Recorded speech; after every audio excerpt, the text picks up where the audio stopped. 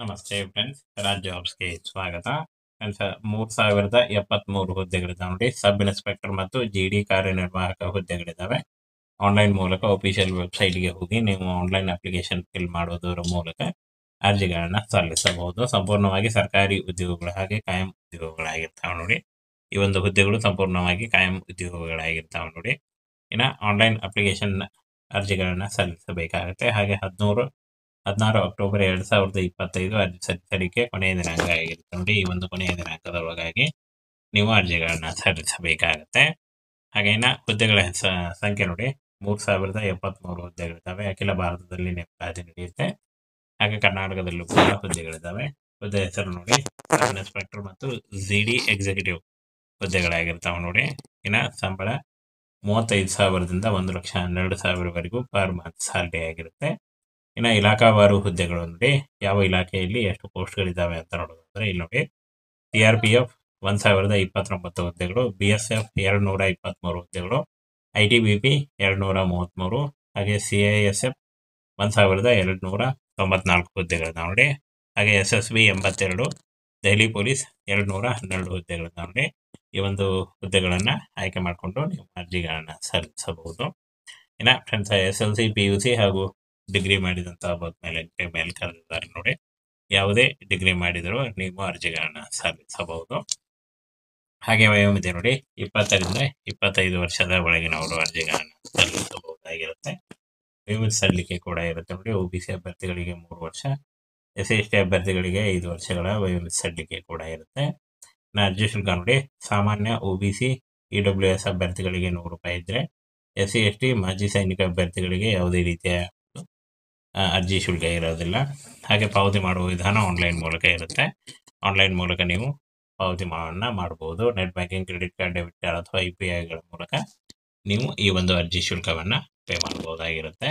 ಇನ್ನು ಆಯ್ಕೆ ಪ್ರಕ್ರಿಯೆಯನ್ನು ನೋಡೋದಾದ್ರೆ ಇಲ್ಲಿ ಕಾಣಿಸ್ತಾ ಇದೆ ನೋಡಿ. ಪತ್ರಿಕೆ ಒಂದು ಕಂಪ್ಯೂಟರ್ ಆಧಾರಿತ ಪರೀಕ್ಷೆ ಇರುತ್ತೆ. CBT ಪರೀಕ್ಷೆ ಇರುತ್ತೆ ನೋಡಿ. ಕಂಪ್ಯೂಟರ್ ಬೇಸ್ಡ್ ಟೆಸ್ಟ್ ಇರುತ್ತೆ. ಹಾಗೆ ದೈಹಿಕ ಪ್ರಮಾಣೀಕರಣ ಪರೀಕ್ಷೆ PST, ದೈಹಿಕ ಸಹಿಷ್ಣುತೆ ಪರೀಕ್ಷೆ PET ಇರುತ್ತೆ. ಪತ್ರಿಕೆ 2 ಕಂಪ್ಯೂಟರ್ ಆಧಾರಿತ ಪರೀಕ್ಷೆ ಹಾಗೂ ವೈದ್ಯಕೀಯ ಪರೀಕ್ಷೆ ಇರುತ್ತೆ ನೋಡಿ. ಅಂತಿಮ ಆಯ್ಕೆಯ ಅಭ್ಯರ್ಥಿಯು ಪೇಪರ್ 1 PET ಹಾಗೂ PST ಪೇಪರ್ 2 ಮತ್ತು ವೈದ್ಯಕೀಯ ಫಿಟ್ನೆಸ್ನಲ್ಲಿ ಕಾರ್ಯಕ್ಷಮತೆಯನ್ನು ಆಧರಿಸಿರುತ್ತದೆ ಅಂತ ಹೇಳಿದ್ದಾರೆ ನೋಡಿ. ಫ್ರೆಂಡ್ಸಿನ ಈ ಒಂದು ಹುದ್ದೆಗಳಿಗೆ ಅರ್ಜಿ ಸಲ್ಲಿಸಲಿಕ್ಕೆ 16 ಅಕ್ಟೋಬರ್ 2025 ಅರ್ಜಿ ಸಲ್ಲಿಸಲಿಕ್ಕೆ ಕೊನೆಯ ದಿನಾಂಕ ಆಗಿರುತ್ತೆ. ಹಾಗೆ ಶುಲ್ಕ ಪಾವತಿಸಲು 17/10/2025 ಆಗಿರುತ್ತೆ ನೋಡಿ.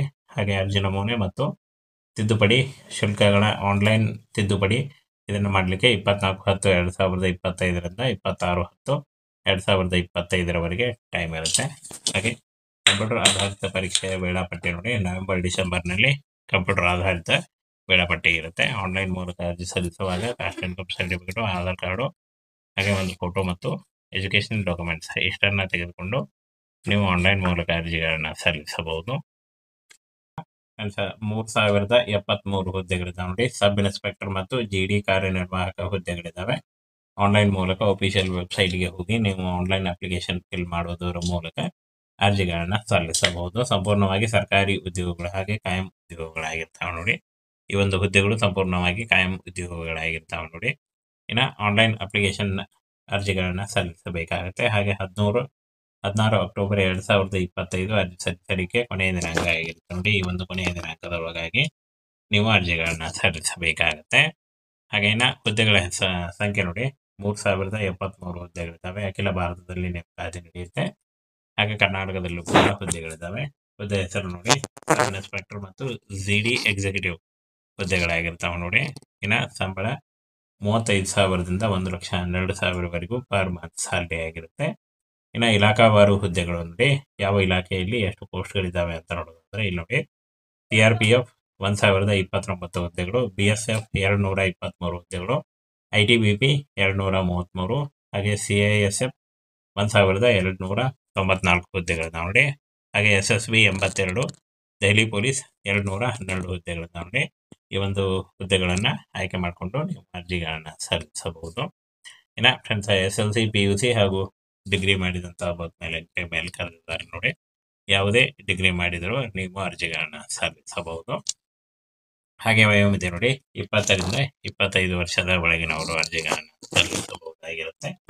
ವಯೋಮಿತಿ ಸಲ್ಲಿಕೆ ಕೂಡ ಇರುತ್ತೆ ನೋಡಿ. OBC ಅಭ್ಯರ್ಥಿಗಳಿಗೆ 3 ವರ್ಷ, SC/ST ಅಭ್ಯರ್ಥಿಗಳಿಗೆ 5 ವರ್ಷಗಳ ವಯೋಮಿತಿ ಸಲ್ಲಿಕೆ ಕೂಡ ಇರುತ್ತೆ. ಅರ್ಜಿ ಶುಲ್ಕ ನೋಡಿ, ಸಾಮಾನ್ಯ OBC EWS ಅಭ್ಯರ್ಥಿಗಳಿಗೆ 100 ರೂಪಾಯಿ ಇದ್ದರೆ, SC/ST ಮಾಜಿ ಸೈನಿಕ ಅಭ್ಯರ್ಥಿಗಳಿಗೆ ಯಾವುದೇ ರೀತಿಯ ಅರ್ಜಿ ಶುಲ್ಕ ಇರೋದಿಲ್ಲ. ಹಾಗೆ ಪಾವತಿ ಮಾಡುವ ವಿಧಾನ ಆನ್ಲೈನ್ ಮೂಲಕ ಇರುತ್ತೆ. ಆನ್ಲೈನ್ ಮೂಲಕ ನೀವು ಪಾವತಿ ಮಾಡಬಹುದು. Net banking, credit card, debit card ಅಥವಾ UPIಗಳ ಮೂಲಕ ನೀವು ಈ ಒಂದು ಅರ್ಜಿ ಶುಲ್ಕವನ್ನು ಪೇ ಮಾಡಬಹುದಾಗಿರುತ್ತೆ. ಇನ್ನು ಆಯ್ಕೆ ಪ್ರಕ್ರಿಯೆಯನ್ನು ನೋಡೋದಾದ್ರೆ ಇಲ್ಲಿ ಕಾಣಿಸ್ತಾ ಇದೆ ನೋಡಿ. ಪತ್ರಿಕೆ 1 ಕಂಪ್ಯೂಟರ್ ಆಧಾರಿತ ಪರೀಕ್ಷೆ ಇರುತ್ತೆ. CBT ಪರೀಕ್ಷೆ ಇರುತ್ತೆ ನೋಡಿ. ಕಂಪ್ಯೂಟರ್ ಬೇಸ್ಡ್ ಟೆಸ್ಟ್ ಇರುತ್ತೆ. ಹಾಗೆ ದೈಹಿಕ ಪ್ರಮಾಣೀಕರಣ ಪರೀಕ್ಷೆ PST, ದೈಹಿಕ ಸಹಿಷ್ಣುತೆ ಪರೀಕ್ಷೆ PET ಇರುತ್ತೆ. ಪತ್ರಿಕೆ 2 ಕಂಪ್ಯೂಟರ್ ಆಧಾರಿತ ಪರೀಕ್ಷೆ ಹಾಗೂ ವೈದ್ಯಕೀಯ ಪರೀಕ್ಷೆ ಇರುತ್ತೆ ನೋಡಿ. ಅಂತಿಮ ಆಯ್ಕೆಯ ಅಭ್ಯರ್ಥಿಯು ಪೇಪರ್ 1 PET ಹಾಗೂ PST ಪೇಪರ್ 2 ಮತ್ತು ವೈದ್ಯಕೀಯ ಫಿಟ್ನೆಸ್ನಲ್ಲಿ ಕಾರ್ಯಕ್ಷಮತೆಯನ್ನು ಆಧರಿಸಿರುತ್ತದೆ ಅಂತ ಹೇಳಿದ್ದಾರೆ ನೋಡಿ. ಈ ಒಂದು ಹುದ್ದೆಗಳಿಗೆ ಅರ್ಜಿ ಸಲ್ಲಿಸಲಿಕ್ಕೆ 16 ಅಕ್ಟೋಬರ್ 2025 ಅರ್ಜಿ ಸಲ್ಲಿಸಲಿಕ್ಕೆ ಕೊನೆಯ ದಿನಾಂಕ ಆಗಿರುತ್ತೆ. ಹಾಗೆ ಶುಲ್ಕ ಪಾವತಿಸಲು 17/10/2025 ಆಗಿರುತ್ತೆ ನೋಡಿ. ಹಾಗೆ ಅರ್ಜಿ ನಮೂನೆ ಮತ್ತು ತಿದ್ದುಪಡಿ ಶುಲ್ಕಗಳ ಆನ್ಲೈನ್ ತಿದ್ದುಪಡಿ ಇದನ್ನು ಮಾಡಲಿಕ್ಕೆ 24/10/2025ರಿಂದ 26/10/2025 ಟೈಮ್ ಇರುತ್ತೆ. ಹಾಗೆ ಕಂಪ್ಯೂಟರ್ ಆಧಾರಿತ ಪರೀಕ್ಷೆಯ ವೇಳಾಪಟ್ಟಿ ನೋಡಿ. ನವೆಂಬರ್-ಡಿಸೆಂಬರ್ನಲ್ಲಿ ಕಂಪ್ಯೂಟರ್ ಆಧಾರಿತ ವೇಳಾಪಟ್ಟಿ ಇರುತ್ತೆ. ಆನ್ಲೈನ್ ಮೂಲಕ ಅರ್ಜಿ ಸಲ್ಲಿಸುವಾಗ caste income certificate, Aadhaar card, ಹಾಗೆ ಒಂದು ಫೋಟೋ ಮತ್ತು ಎಜುಕೇಷನಲ್ ಡಾಕ್ಯುಮೆಂಟ್ಸ್ ಇಷ್ಟನ್ನು ತೆಗೆದುಕೊಂಡು ನೀವು ಆನ್ಲೈನ್ ಮೂಲಕ ಅರ್ಜಿಗಳನ್ನು ಸಲ್ಲಿಸಬಹುದು.